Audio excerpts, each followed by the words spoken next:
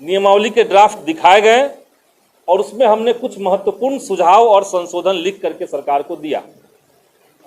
उसमें हमारी पहली मांग थी कि जो भी शिक्षकों का नियोजन आप कर रहे हैं या आने वाले समय में करेंगे, या जो पहले से नियोजित शिक्षक हैं, इन सबको सम्मानजनक वेतनमान वाला राज्य कर्मी का दर्जा सरकार को देना चाहिए। ये पहली मांग हमारी थी। इसके अलावा डोमिसाइल लागू हो, ये हमने मांग उठाई। ऑनलाइन और सेंट्रलाइज तरीके से बहाली प्रक्रिया पूरी की जाए, ये मांग उठाई।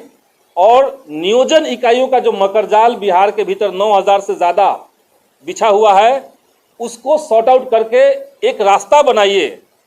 और साथ ही साथ जो 2020 की सेवा शर्त नियमावली थी, उसमें जो प्रावधान किया गया था नियोजित शिक्षकों के स्थानांतरण का, उसका रास्ता आप क्लियर कीजिए।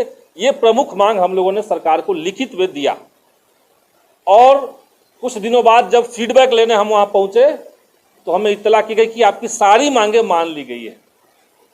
तो हमें यकीन नहीं था कि राज्यकर्मी वाला भी मांग शायद सरकार ने मान लिया होगा।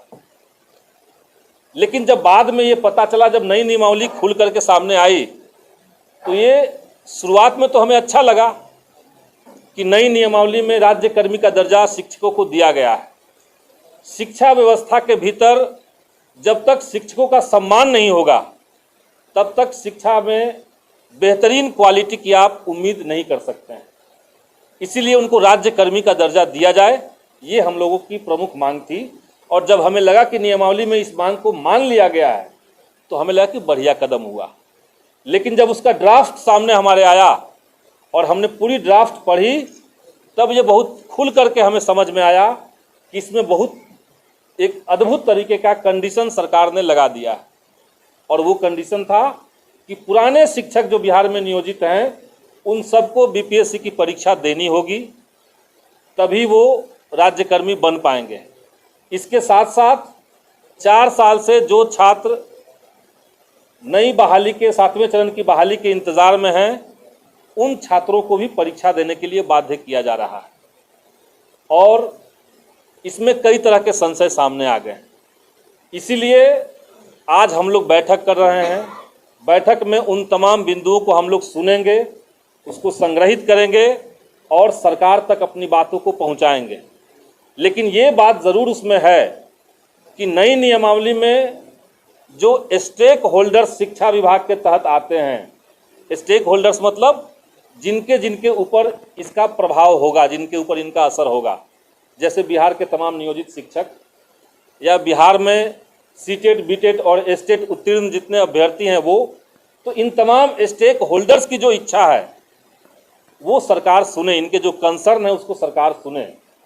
और इसलिए शिक्षा के अंदर ये जो नई नियमावली आई है, जिसमें परीक्षा का प्रावधान किया गया है, हम लोग सरकार से ये मांग करेंगे कि इस पर पुनर्विचार हो। इस तरीके से 4 सालों के इंतज़ार को आप अचानक से बदल नहीं सकते हैं। खेल के बीच में सुप्रीम कोर्ट ने भी कहा है कि खेल के बीच में खेल का नियम नहीं बदल सकता है। स्टेट 2019 की परीक्षा से बिहार में पहले से ही शारीरिक शिक्षक जो हैं वो कार्यरत हैं, 1 साल से कार्यरत हैं। उसी परीक्षा से जो अन्य विषय के छात्र हैं वो संघर्ष कर रहे हैं। तो इसीलिए एक पैटर्न सबके लिए होना चाहिए। और इसलिए सरकार की अगर कोई चिंता है कि हमें परीक्षा लेनी है, तो आप 7वें चरण की नियुक्ति पहले कीजिए। उसके बाद आप पहले से इस बात की घोषणा करके रखिए कि हमें परीक्षा लेनी है, तो परीक्षा देने में किसी को कोई ऐतराज़ नहीं है।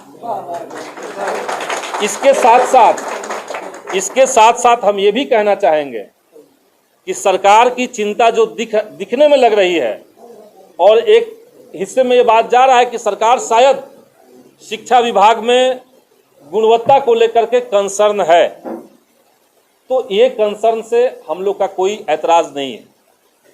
गुणवत्ता निश्चित तौर से उसमें होनी चाहिए। और इसीलिए शिक्षा के भीतर क्वालिटी को मजबूत करने के लिए, उसको ठीक करने के लिए कुछ प्रमुख चीज़ें हैं जो सरकार को करनी चाहिए। जैसे आप सब लोग जानते हैं कि बिहार की शिक्षा व्यवस्था में शिक्षकों के पास इतने तरह के काम सरकार ने पहले से दे रखे हैं कि वो साल में आधा समय शिक्षकेतर कार्यों में लगे रहते हैं, शैक्षणिक से इतर काम जो है उस काम में लगे रहते हैं। तो इस चीज़ पे हाई कोर्ट ने भी संज्ञान लिया हुआ है। उस काम को सरकार को उनसे नहीं करवाना चाहिए। जैसे उदाहरण के लिए अभी बिहार के भीतर जातीय जनगणना चल रहा है। हाई कोर्ट ने पहले ही कहा है कि इस तरह के कार्य शिक्षकों से न लिया जाए, और इसके लिए पहले से ही सरकार ने एक बहाली कर रखी थी सांख्यिकी स्वयंसेवक संघ की। वो तमाम छात्र जो हैं वो आज अपने रोजगार को वापस पाने के लिए संघर्ष कर रहे हैं। उन्होंने सिर्फ 1.5 साल काम किया था और अच्छा काम करने के बावजूद उनको हटा दिया गया। तो जो काम शिक्षकों का था, पढ़ाने का काम, उनसे सिर्फ वही लिया जाए। जो काम सांख्यिकी स्वयंसेवक संघ के छात्रों का है उनसे उनका काम लिया जाए, ताकि उनका भी एक रोजगार चले। तो इस तरह के और भी कई सारी मांगे हैं, जैसे स्कूलों के अंदर मूलभूत ढांचे की बात, जैसे स्कूलों के भीतर इंफ्रास्ट्रक्चर को डेवलप करने की बात, ये तमाम चीज़ें हैं। तो इसलिए सरकार से हम ये मांग करेंगे, एक डेलीगेशन हमारी पार्टी का, महागठबंधन के घटक दल और जो हैं उनसे हम लोग मीटिंग करेंगे जल्द ही, और उनसे बात करके एक ठोस प्रस्ताव हम लोग सरकार के पास ले जाएंगे। माननीय मुख्यमंत्री से बात इस पर होगी।